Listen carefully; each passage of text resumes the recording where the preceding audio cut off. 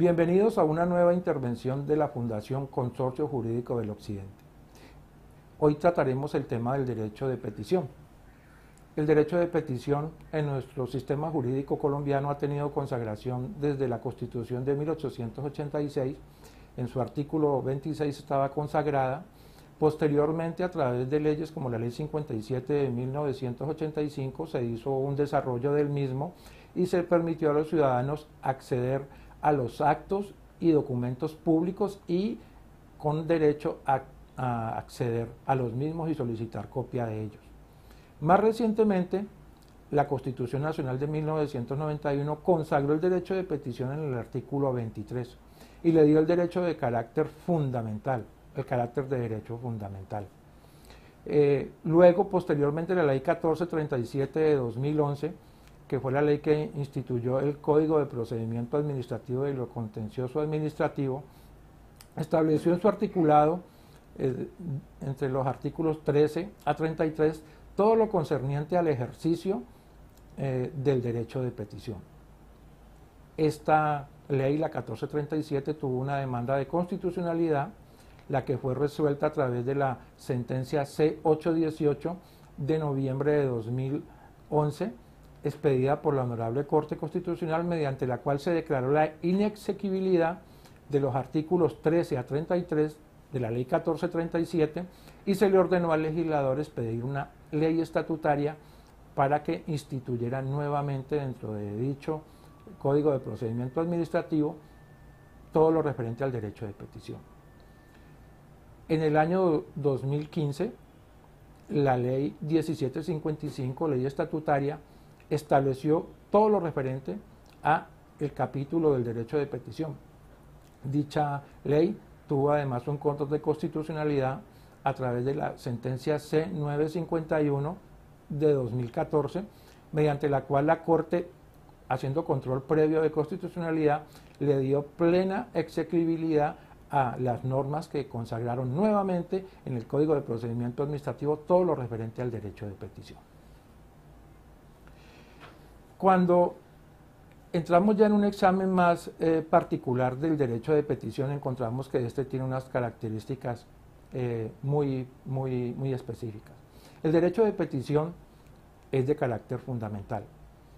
Está consagrado en nuestra Constitución, pero aún así no estuviera consagrado en nuestra Constitución, es un derecho inherente a la persona humana.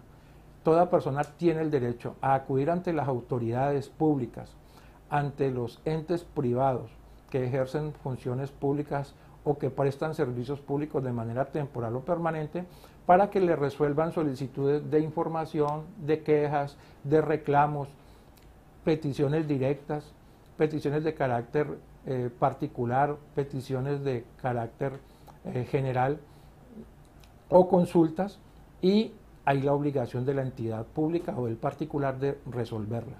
Es un derecho además de aplicación inmediata. ¿Qué quiere decir? Que nadie se puede negar a darle aplicación inmediata a resolver una solicitud presentada por un ciudadano.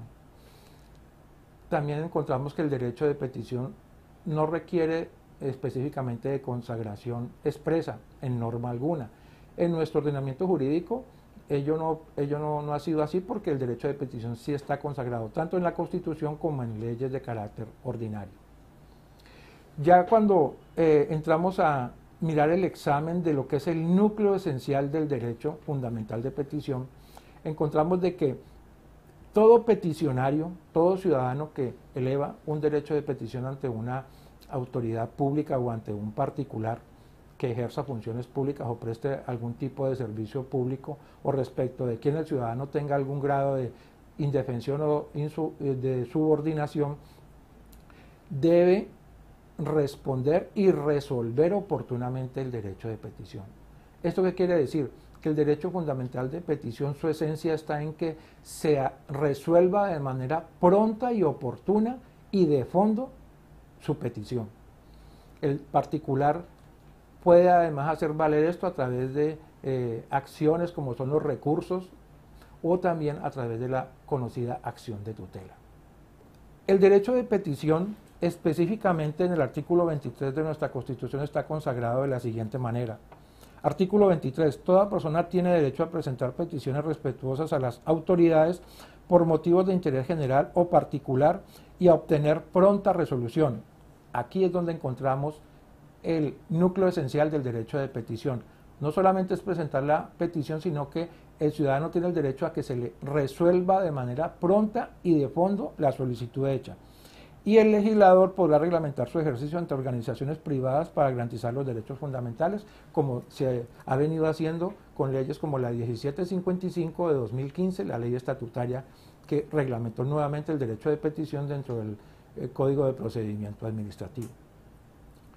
Ya de manera más particular, ¿cuál es el contenido que debe tener un derecho de petición? Todo ciudadano, al ejercer su derecho de petición, preferentemente debe hacerlo por escrito. El derecho de petición también puede ser verbal. ¿Pero por qué preferentemente debe ser por escrito? Porque es más práctico y se presta más a que de manera oportuna y ágil la administración pública o el particular a quien se dirige lo resuelvan.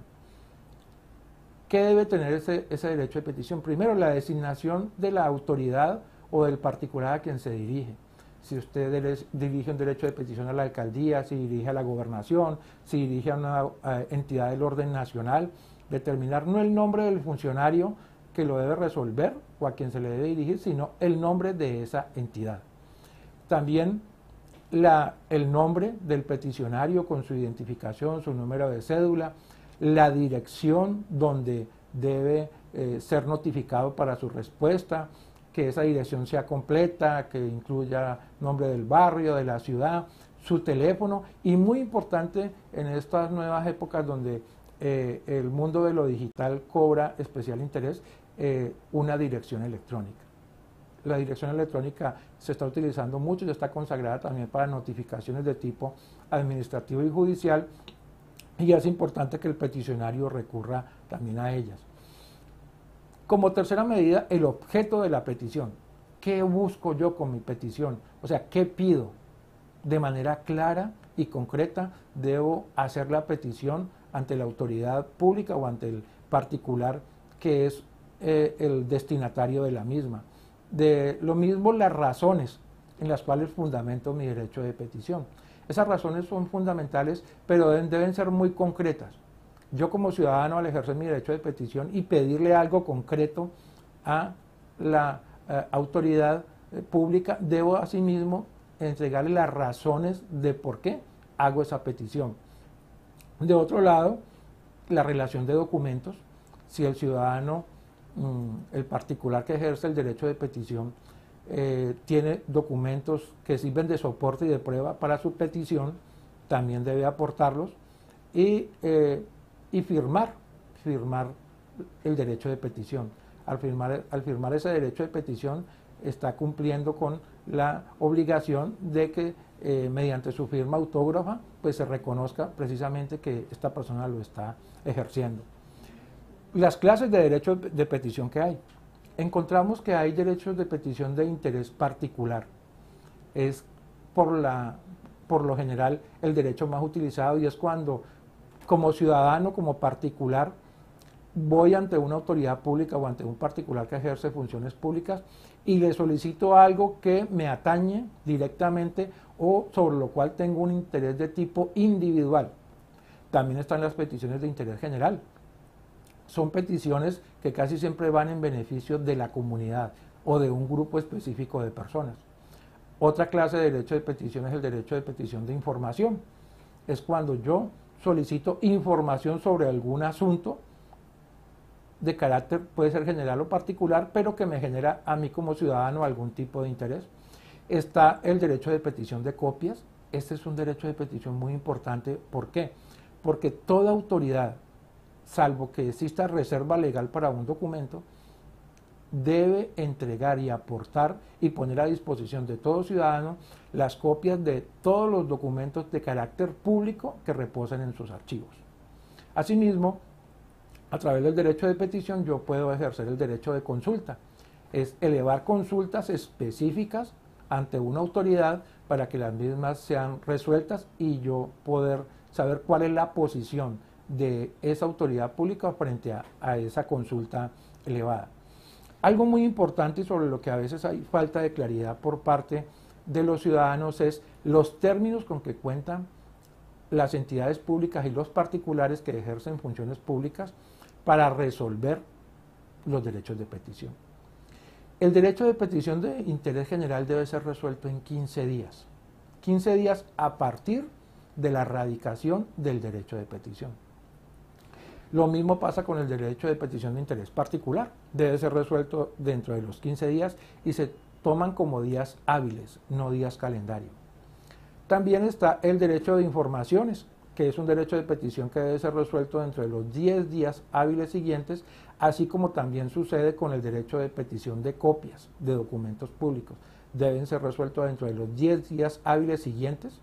En el caso del derecho de petición de copias, en algunos casos, no en todos, la persona debe pagar la expedición de las copias, pero solamente eso, no tiene por qué sufragar ningún otro costo, solamente el de la expedición de las copias. El derecho de petición de consulta sí tiene un periodo más amplio para ser resuelto por la autoridad pública, como es 30 días hábiles después de interpuesto. Un tema importantísimo tiene que ver con el de la protección del derecho de petición. Pero antes que la protección del derecho de petición tenemos que entrar a mirar cuáles son las maneras como una autoridad pública o un particular puede vulnerar mi derecho fundamental de petición. Y la puede vulnerar de diferentes maneras. Una, no contestando el derecho de petición dentro del término previsto. Dos, mediante dilaciones injustificadas. Otra es mediante respuestas evasivas. Otra manera de vulnerar el derecho de petición es mediante respuestas aparentes, formales, que no resuelven de fondo el derecho de petición, y otra simplemente es la omisión en la contestación del derecho de petición. ¿Cómo yo como ciudadano puedo defender mi derecho de petición? Está establecido en nuestra Constitución, en el artículo 86, que la acción de tutela es una acción residual y una acción pública que se tramita mediante un procedimiento preferente y sumario ante un juez de la República para que proteja la vulneración que se está haciendo de un derecho fundamental. El derecho de petición, por tener la categoría de derecho fundamental, tiene protección mediante la acción de tutela.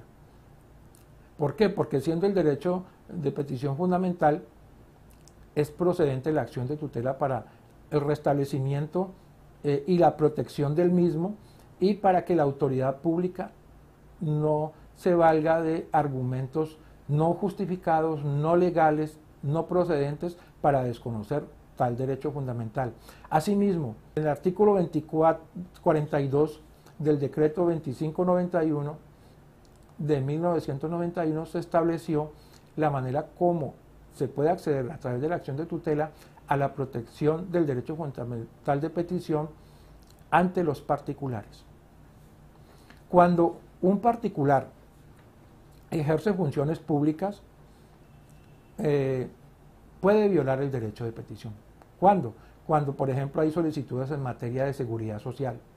Es muy común que nuestras EPS, las entidades encargadas de la prestación de servicios de salud a través del Sistema General en Salud, no contesten ni resuelvan las peticiones elevadas por los ciudadanos, es procedente la acción de tutela.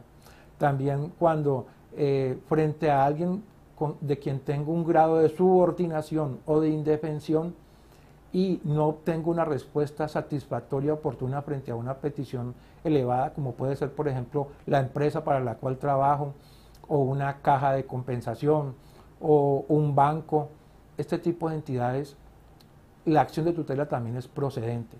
También, mediante la conocida ley de habeas data, se estableció que todo el manejo que hagan particulares de mi información financiera, crediticia, laboral, comercial, debe ser bien resguardada y solamente se puede acceder a ella mediante una autorización expresa del titular de esa información.